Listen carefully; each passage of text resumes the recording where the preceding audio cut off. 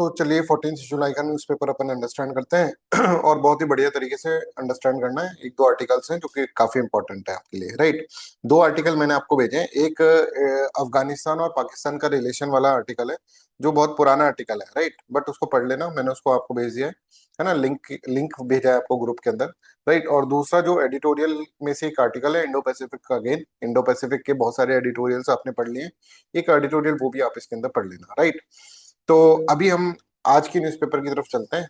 सबसे पहले तो ये देखो, US Guardian of Hormuz to charge ship 20% for the safe passage. Safe passage के लिए हम 20% चार्ज करेंगे। ईरान से भी चार्ज करेंगे, सबसे स्टेट ऑफ हॉर्मोज के ऊपर हम कंट्रोल करके रखेंगे।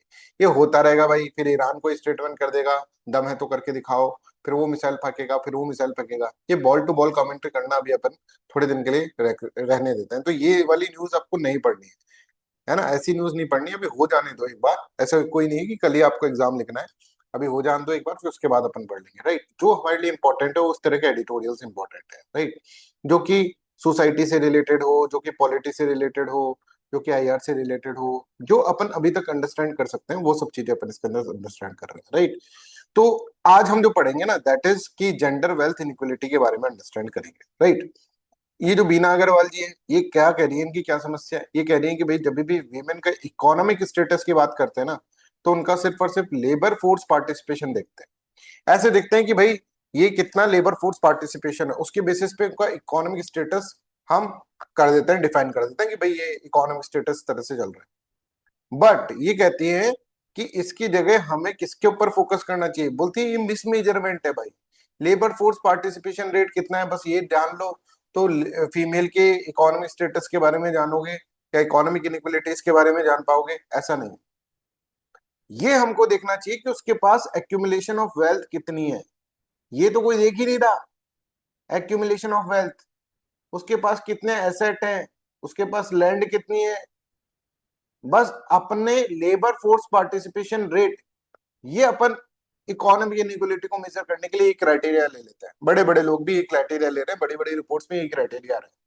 भाई ये तो पूछो उससे कि भाई तेरे पास कितनी जमीन है, एसेट कितने हैं, मैन के पास कितने एसेट हैं, विमेन के पास कितने एसेट हैं। क्या इससे कि मैन कितने वर्कफोर्स में है और फीमेल कितने वर्कफोर्स में है, ऐसे कर भर लेने से अगर मान लो female labour force participation increase कर दो तो इकोनॉमिक स्टेटस इंप्रूव हो जाएगा क्या?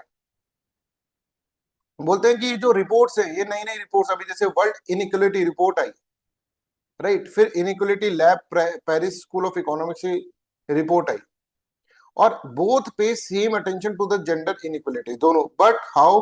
Bye focusing entire on the women's unequal position in the labour market.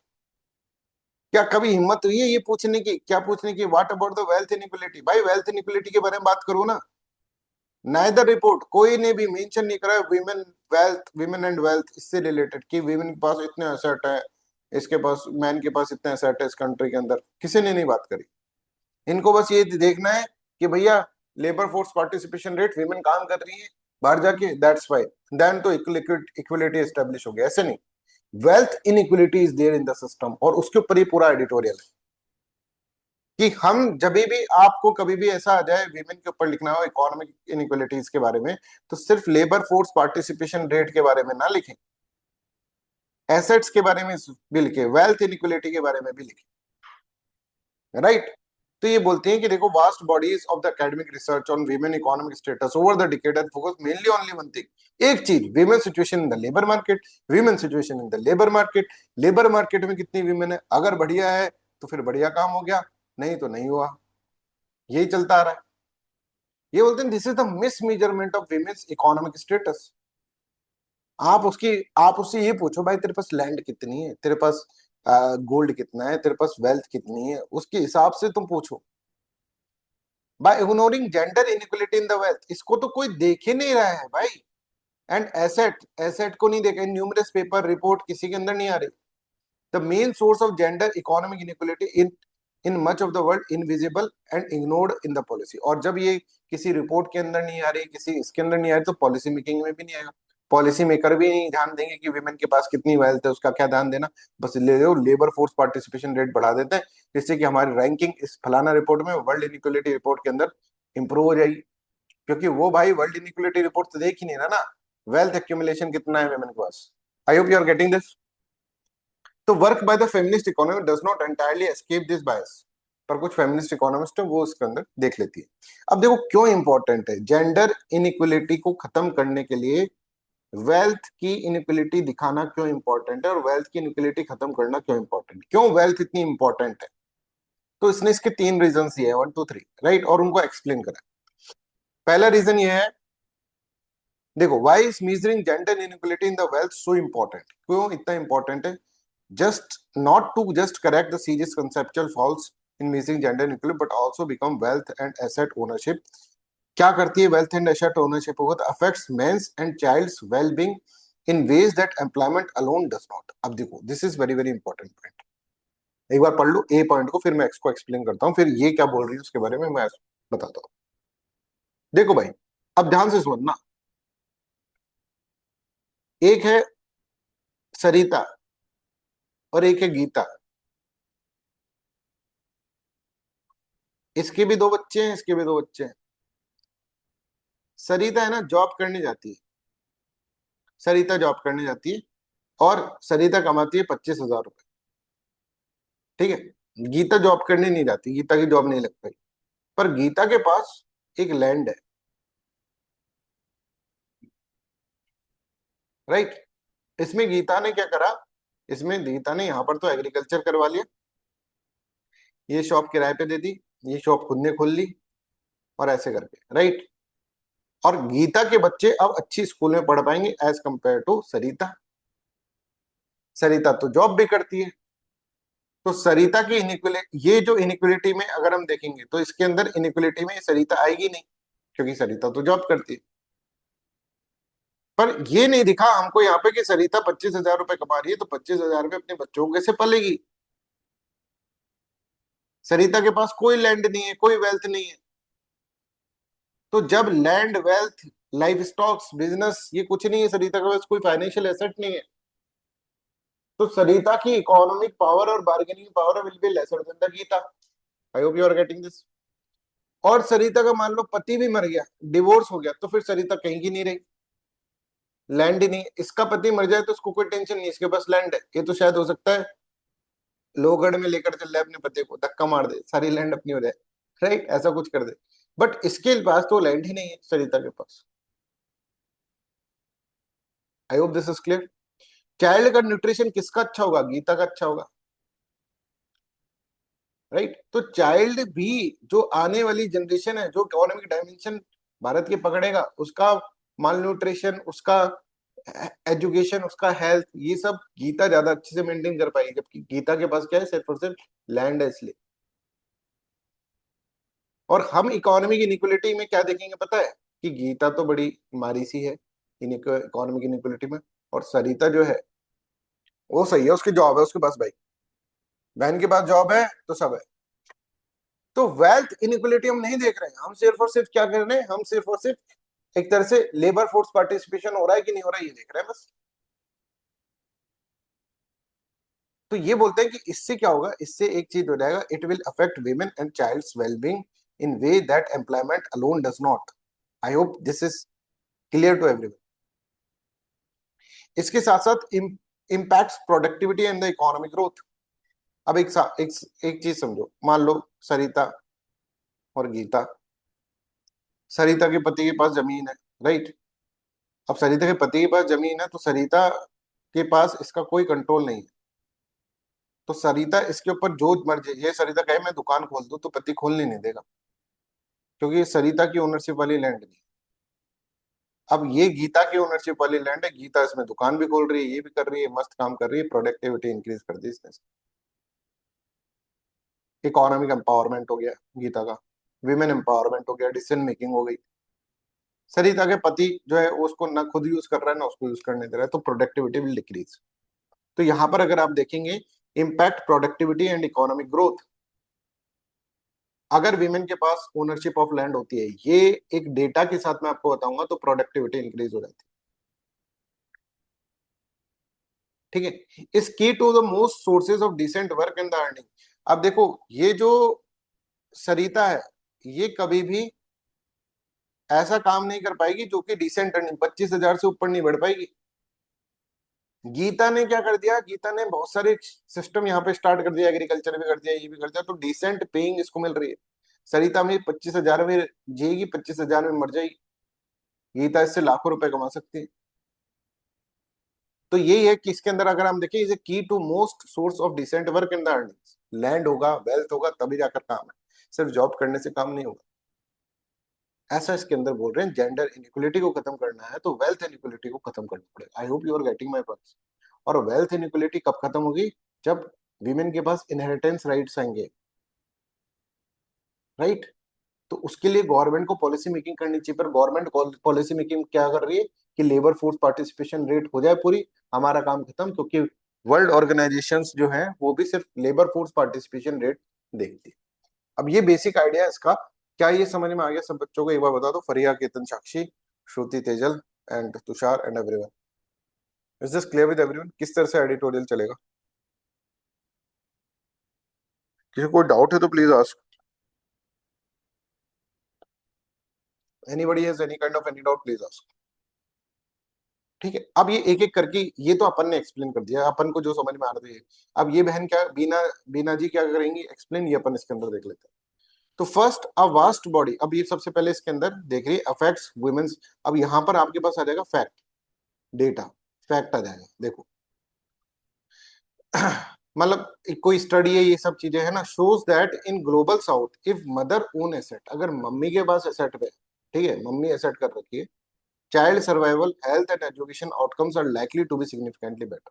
ये एक स्टडी देखती है, स्टडी बता रही है, एम्पेरिकल एविडेंस है। अगर मम्मी के पास क्या है, जमीन के कागजात है, उसके नाम है मम्मी के नाम पर, तो बच्चे का सर्वाइवल, बच्चे की हेल्थ और बच्चे की एजुकेशन आउटकम अच्छे रहते हैं, better than if only the father own the sets. ठीक है, gender matters beyond class, owing immovable assets also hugely reduce women's risk of domestic violence. अगर मान लो अब सरिता है और गीता, गीता के पास खूब सारी जमीन है ना, तभी तो प्लॉट व्लॉट देते हैं दहेज के अंदर, राइट। गीता के पास खूब सारी जमीन, तो गीता के ऊपर डोमेस्टिक वायलेंस होने की संभावना कम है, क्योंकि ये फाइनेंशियल इंडिपेंडेंट है। कल को यहाँ पर जाएगी, जमीन के ऊपर दुकान खोल लेगी और आराम से कमाएगी, नहीं है तेरी जरूरत, भाग जाएगी। ठीक है, तो डोमेस्टिक वायलेंस होने की संभावना यहाँ पर देखिए, जिनके पास लैंड एसेट्स हैं, जिनके पास वेल्थ है, उनके पास, जिनके पास इमूवेबल एसेट्स हैं जैसे लैंड हो गया, तो hugely reduce women's risk of domestic violence and of poverty in case of marital breakdown. और अगर अगर शादी टूट जाती है तो उनको ज्यादा फर्क नहीं पड़ेगा, पॉवर्टी में नहीं जिएंगे, कि पति के बिना भी उनका कोई जीवन व्याप्त व्याप्त हो सकता है। ठीक है, राइट।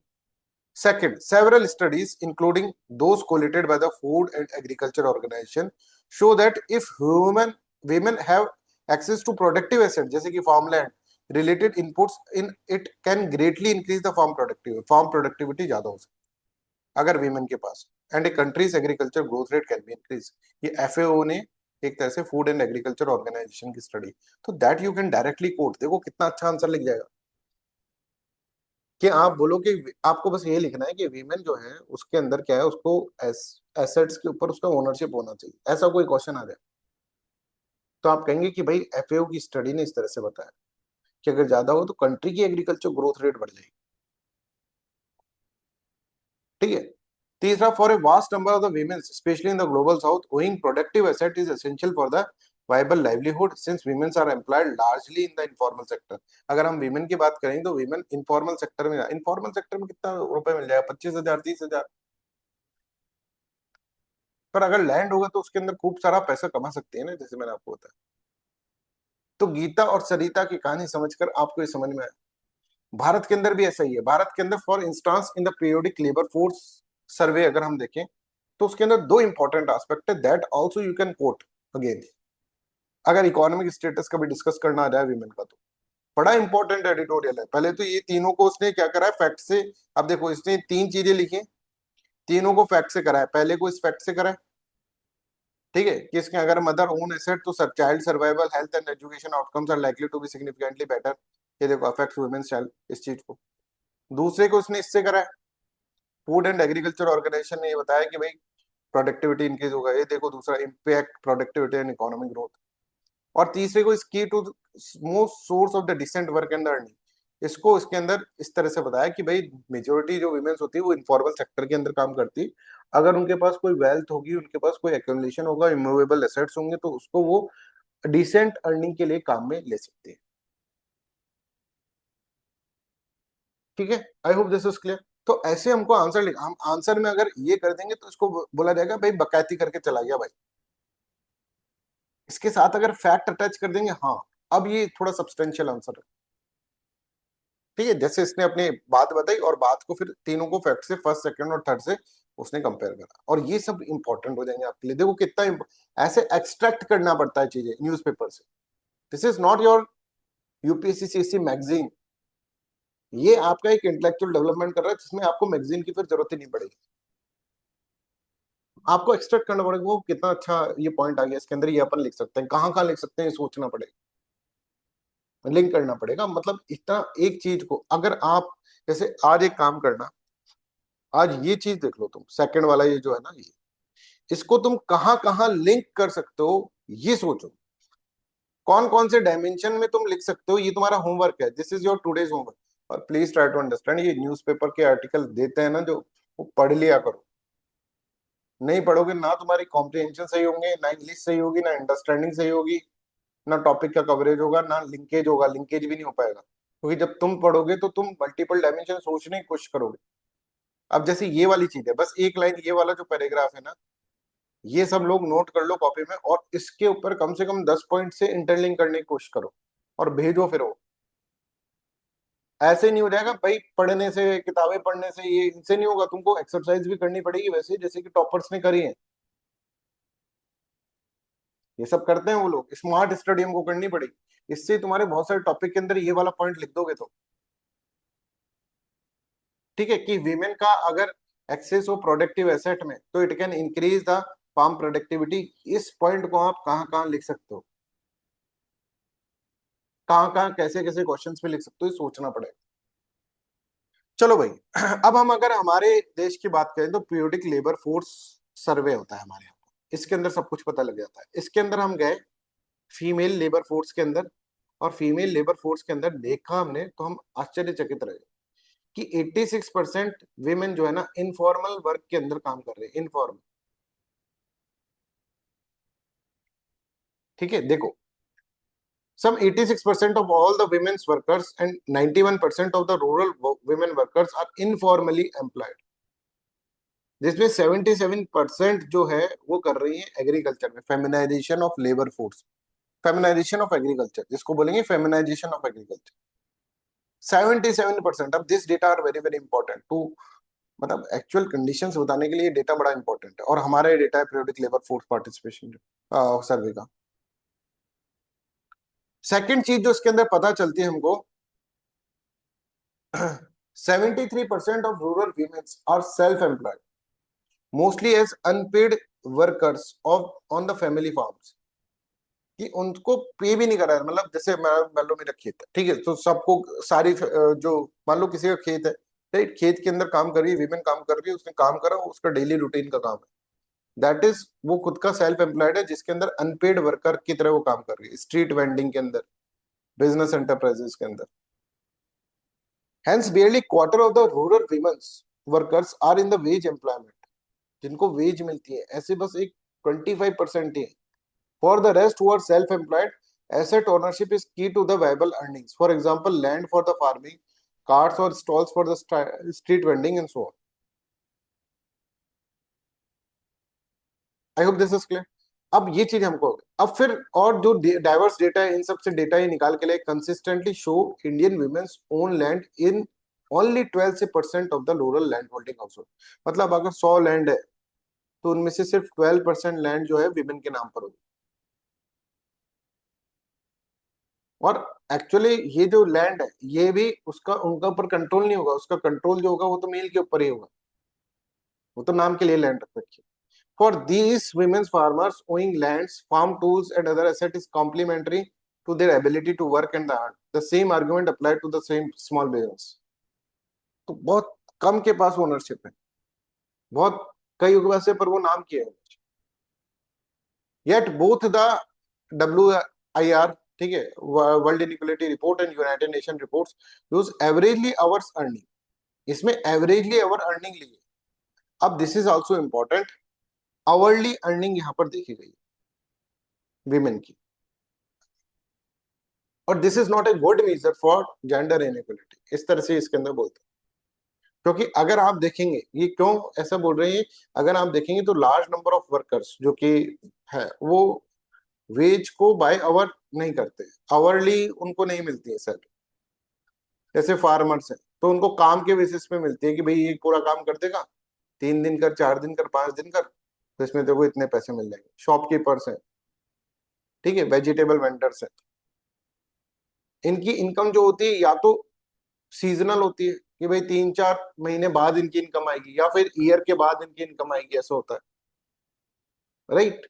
तो ऐसा है। तो आवरली मेजरमेंट जो है, ये सब लोग क्या कर रहे हैं, women's economic status ignoring their wealth, primarily measure of the both WIR or United Nations Group use average hourly earning as the primary measure of women's economic status, ignoring their wealth, asset status, and hence greatly undercut economic gender inequalities. ठीक है, तो wealth asset नहीं, और वो भी कर रहे हैं तो अवर्ली अर्निंग के बारे में ही कर रहे हैं। Also by conflating women's unpaid work with domestic work hours, they fail to capture the women's unpaid productive work on the family farms and the business. इनको जो अनपेड वर्क कर रही है फैमिली फार्म्स और बिजनेसेस में, उसको भी include नहीं करा जा रहा। Third, using the ratio of the male female to male hourly earnings as a measure of the gender inequality as done by the both report is itself problematic, because देखो most people does not earn by the hours के through तो करते नहीं, returns from the self employment in particularly cannot be converted easily to the hourly earnings, है ना। वो तो साल भर का जो होता है, कभी मेहनत होता है, कभी 6 महीने का अंदर उसका अर्निंग होता है, तो उसको अवर्ली अर्निंग में कन्वर्ट करना, that is not the good measurement. However would you measure से hourly earning of the farmer, shopkeeper, vegetable vendor who rarely record hours work, कितने घंटे काम करा भाई खेत में, कभी कभार तो 20 घंटे भी काम कर लेते हैं, कभी 15 घंटे काम कर लेते हैं। तो ऐसे अवर्ली कभी कैप्चर नहीं होता है, ऐसे कि अवर्ली कैप्चर करना, यही मेजरमेंट ही गलत है। At the very least the measure should be female male annual earning, annual earning के बेसिस पे होना चाहिए, अवर्ली अर्निंग के बेसिस पे नहीं होना चाहिए। एक पॉइंट इसने उठाया जो कि इतना इंपॉर्टेंट नहीं है, बस ये अब रिपोर्ट्स में बता रही क्या क्या गलतियां होती है, ऐसा तो आपको कहीं लिखने को मिलेगा भी नहीं। Fourth, WIR attributes women's lower employment rate globally to inadequate access to the, अच्छा ये चीज ये बोलते हैं कि देखो फीमेल की जो लेबर फोर्स पार्टिसिपेशन रेट है ना वो कम है, ठीक है, और इसके लिए वो बैरियर्स क्या बताते हैं, ये बताते हैं कि भाई अफोर्डेबल फैसिलिटी नहीं है, राइट, है ना, चाइल्ड केयर की, कि बच्चा कहाँ छोड़े, फिर जो अपन ने पढ़ा भी था चाइल्ड केयर वाला सिस्टम, ठीक है, फैमिली जो है उसका प्रेशर है उनके ऊपर, उनके ऊपर बहुत सारा डिस्क्रिमिनेशन होता है, हायरिंग के टाइम पे डिस्क्रिमिनेशन होता है, पुअर ट्रांसपोर्ट फैसिलिटीज है, ये सारे हर्डल्स बताते हैं लेबर फोर्स पार्टिसिपेशन में।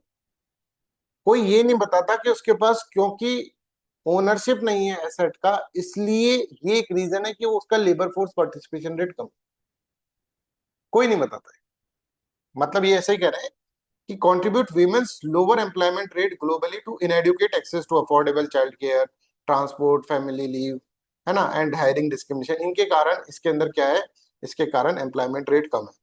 द इम्पैक्ट ऑफ लोअर पे for the women on their wealth accumulation is mentioned in passing मतलब जल्दी जल्दी बात, बहुत छोटे में या बहुत इग्नोर करते हुए बताया। But as the Paris lab has itself established, the main contributor to the wealth inequality is inheritance, not earning. Inheritance है, earning नहीं है। Yes, तुषार। सर अगर उसका एसेट ओनरशिप ही होगा तो उसकी वैसे भी वर्कफोर्स में पार्टिसिपेशन वैसे भी कम ही होगी, हाँ लेबर तो वर्कफोर्स में तो नहीं आएगी। लेबर वर्कफोर्स नहीं है तो वो भी तो देखना चाहिए ना, वो भी तो तो उसका क्राइटेरिया होना चाहिए। क्राइटेरिया होना चाहिए, तो उसने वो हाँ, मेंशन नहीं किया रिपोर्ट हाँ में। वो मेंशन नहीं कर रहा। एंड सर एक और पॉइंट है, ये जो एडिटोरियल है सिर्फ इंडियन पॉइंट ऑफ व्यू से लिखा गया है, क्योंकि आउट फॉरेन कंट्रीज में तो आर्ली मैनेजमेंट ही होता है, हाँ मतलब हाँ मेजर बिल्कुल होता है। बिल्कुल सही, फॉरेन कंट्रीज में अवार्ड होता है, पर इंडियन के रेस्पेक्ट में अगर हम देखें तो इंडिया का जब आप कैलकुलेट कर रहे हैं तो अवार्डली बेस पे क्यों कर रहे हैं फिर। और डे बेस पे, दिहाड़ी बेस पे हाँ होता है, जैसे हम कहते हैं अगर लेबर वर्कफोर्स पे जाएंगे तो हम। बिल्कुल। यहाँ तो फिर ऐसा है ना कि भाई 1 घंटे इनका काम करने का कोई वही नहीं होता। अब जैसे एग्रीकल्चर फील्ड के अंदर आपने काम करा तो आपने 20 घंटे काम करा, 18 घंटे काम करे, नोट करके थोड़ी ना रख लो तुम, बिल्कुल। वैसे, पर वहां पर तो बिल्कुल वैसा होता है, तो वही सिस्टम अपन ने अपना लिया। अपन को उसको थोड़ा चेंज करके अपनी कंडीशंस के हिसाब से अपनाना चाहिए, कॉपी पेस्ट नहीं करना चाहिए। जी sir. And a common excuse for not measuring gender inequality is wealth is lack of data। ये कह देते हैं कि भैया डेटा नहीं है हमारे पास, है ना। तो दिस इलाइट्स द इशू, जिससे कि इशू खत्म है कि वेल्थ इनइक्वलिटी। अच्छा, वेल्थ वाला हम इसलिए नहीं देख रहे इनइक्वलिटी क्योंकि हमारे पास डेटा नहीं, किसके पास कितना है, ये सब चीजें। तो पहले तो ये बोलती है देयर इज एग्जिस्टिंग डेटा, कुछ इंडिकेटर्स है उसमें डेटा है, जैसे ये बताती है pension wealth data are available by the gender in many countries as is gender information on richest 1%। ठीक है, इस तरह से ग्लोबल साउथ के अंदर जेंडर, एक तो डेटा है। दूसरा ये है कि भाई कि जैसे world inequality actively mines data, ये इसका काम क्या है, इनइक्वलिटी लैब जो है वो हमेशा डेटा ही तो खोजती रहती है, हर कंट्री में जाके डेटा इकट्ठा ही करना तो काम है इसका। तो ये करे, गवर्नमेंट को परस्यूट करे और डेटा निकाले। जब ये इतना इंपॉर्टेंट डेटा है कि किसी वीमेन के पास कितना वेल्थ का एसेट है, वो पॉलिसी मेकिंग के अंदर जाए बिना उसका ग्रोथ नहीं हो सकता, उसका डेवलपमेंट नहीं हो सकता, तो वो डेटा वो निकाले। Even with the incomplete data some gender estimates are possible, कुछ एस्टिमेट करके कर ले, जरूरी है।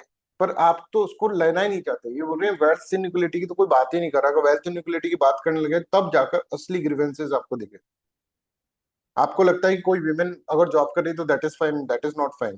ठीक है, तो वेल्थ इनइक्वलिटी को भी हमको लेकर आना पड़ेगा सिस्टम के अंदर, पॉलिसी मेकिंग के अंदर। I hope this is clear. This is all about this editorial, right.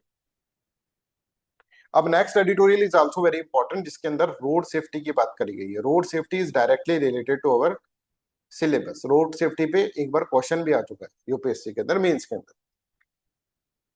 ठीक है, अब इसके अंदर भी बहुत अच्छे अच्छे डेटा है। जैसे पहली लाइन ही डेटा से स्टार्ट हुई, every 3 minute someone in India dies preventable death on the road. देखो, रोड पे जो डेथ हो रही है वो ऐसा नहीं कि भाई बीमार हुआ और फिर मर गया तो उसकी बीमारी के कारण मौत हो गई, नहीं।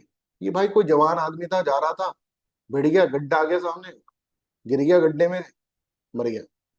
इसको प्रिवेंट, अगर ये गड्ढा भरा होता तो इसको प्रिवेंट करा जा सकता था।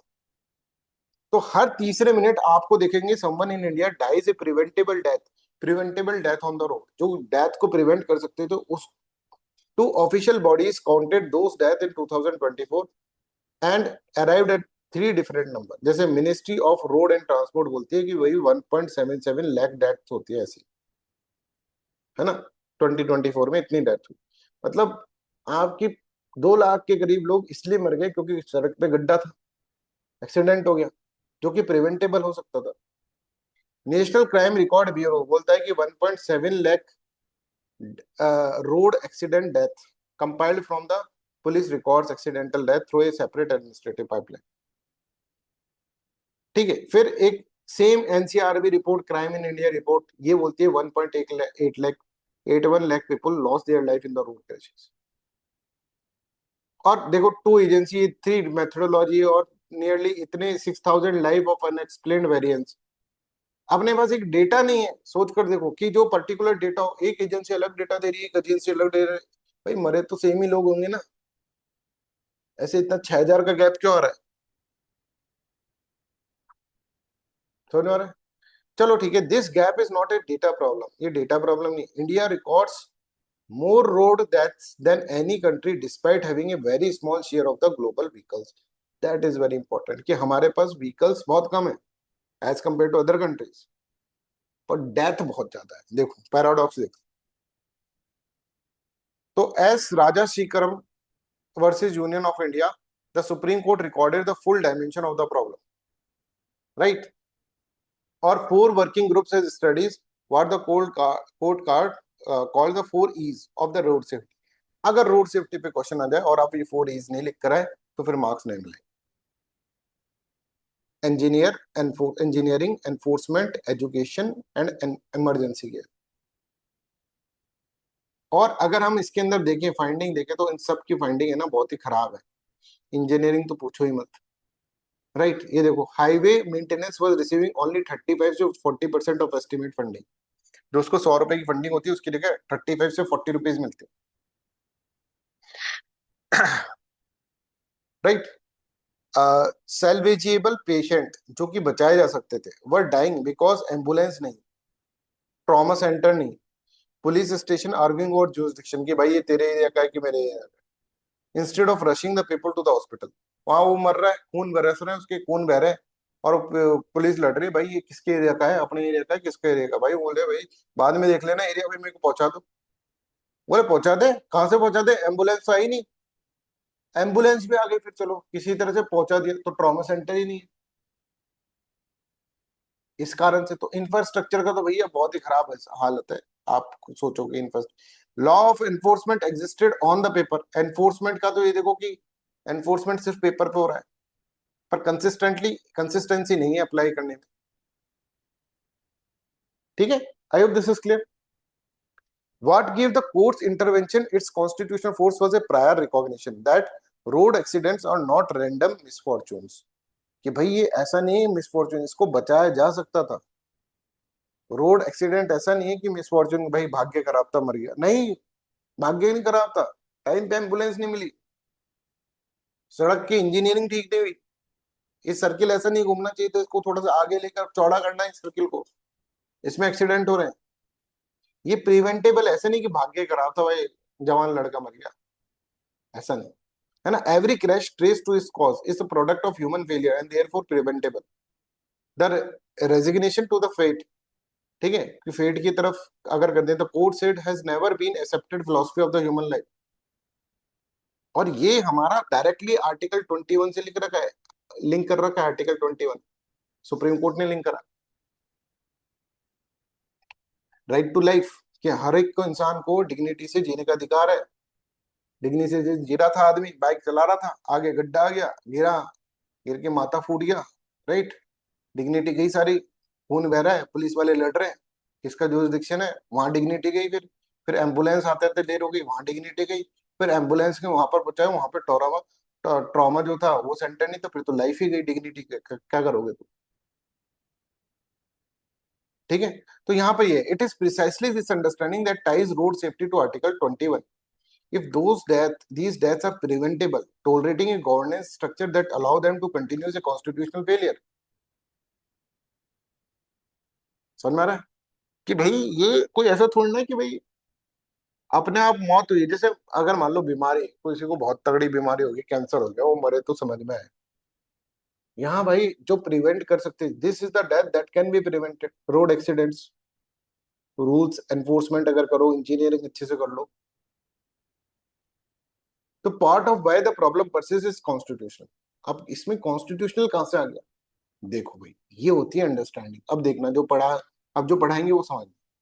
Road police public health and vehicles regulations are divided across the union list, state list and concurrent list in the way that ensure no single institution own prevention. कुछ चीज यूनियन लिस्ट में डाल रखी है, कुछ चीज स्टेट लिस्ट में डाल रखी है, कुछ चीज कंकरेंट लिस्ट में डाल। A crash on the highway, अगर हाईवे पे क्रैश होता है, simultaneously touches at least 7 constitutional entries, सात लोगों का जुरिस्डिक्शन हो जाएगा उसके ऊपर, and not one of them assigns clear responsible for preventing the next case. और किसी की भी एक रेस्पॉन्सिबिलिटी एस्टेब्लिश नहीं हो पाई, भाई किसको कर। अब कोर्ट के अंदर मामला जाएगा, भाई बताओ मेरा बच्चा मर गया रोड एक्सीडेंट में, बोले कहाँ हुआ था, नेशनल हाईवे, अरे भाई ये 7 लोग खड़े हैं, अब किसकी जिम्मेदारी नहीं, किसकी अकाउंटेबिलिटी नहीं, और अगले बच्चा मरेगा उसकी भी अकाउंटेबिलिटी नहीं है। इतनी सारी कॉन्स्टिट्यूशन के अंदर इतनी सारी एंट्रीज है, 7 एंट्रीज जो है, ठीक है, शेड्यूल 7 के अंदर जो एंट्रीज होती है, यूनियन लिस्ट, स्टेट लिस्ट और कंकरेंट लिस्ट के अंदर ऐसी है, तो कोई एक बंदे की रेस्पॉन्सिबिलिटी है ही नहीं उसके अंदर। National highway belong to centre, जैसे हम एग्जांपल दे, नेशनल हाईवे सेंटर बिलोंग करता है, state roads and police belong to state, motor vehicle sit in the concurrent list and public health in the state subject. ले लो भैया, इस तरह का fragmentation, jurisdictional fragmentation is not incident, और ऐसा नहीं गलती से हो गया सब, ये सब कुछ जानबूझ के करा गया, it is design the institutional, जिससे उसकी रेस्पॉन्सिबिलिटी नहीं है।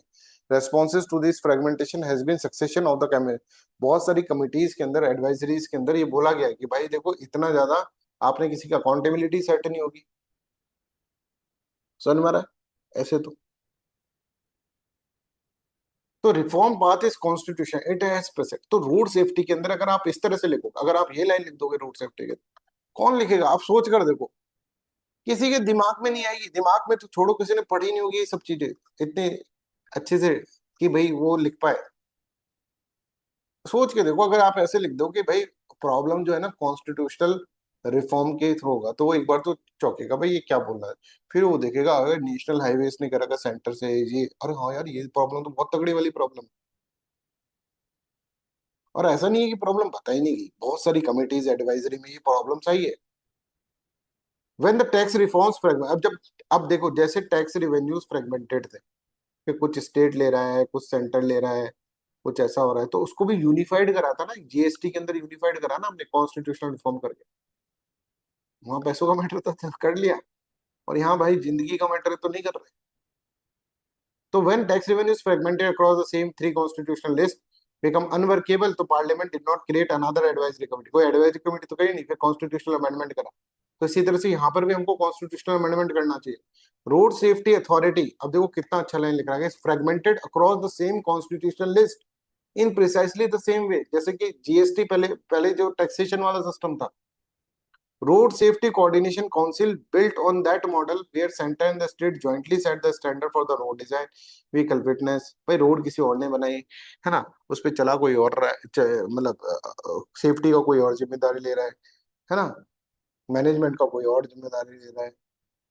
तो किसकी रेस्पॉन्सिबिलिटी, गड्ढा रह गया यहाँ पर, ये किसकी रेस्पॉन्सिबिलिटी, वो तो बता ही नहीं पाओगे। Amending the seven schedule to bring the road and traffic more firmly with the parliamentary legislative reach would complete that foundation. ऐसा आपको ये सॉल्यूशन आपको देना होगा। It would close the constitutional gap that every advisory committee falls through, हर advisory committee ने ये बोला हुआ है। और हर एडवाइज बार बार में तो एडवाइजरी कमेटी बना दे, तो भाई जीएसटी में क्यों फिर कॉन्स्टिट्यूशन उसमें भी एडवाइजरी कमेटी बना देते। Below that structure layer parliament need to mandate district safe road safety committees बनानी चाहिए by law, which with defined powers and real consequences for the state that ignores them, right. तो ऐसी committees बनानी चाहिए, district road safety committees. Parliament has acted before when a structure failed to many peoples for too long, तो parliament पहले भी करी इस GST के अंदर। Road have been Fehling people for the long, courts have stepped in on the road safety repeatedly because executive and legislature institution have not built durable accountability. That step in can only go so far, right? So I hope this is clear to everyone, है ना। तो इस तरह से आपको इसके अंदर बहुत सारा आपको यहाँ पर डेटा मिल जाएगा बच्चों, बहुत सारे अच्छे पॉइंट मिल जाएंगे, फ्रेश पॉइंट जिसको आप यूज कर सकते हैं, राइट, इस तरह से। So that's all for today's class, thank you so much, bye bye, take care.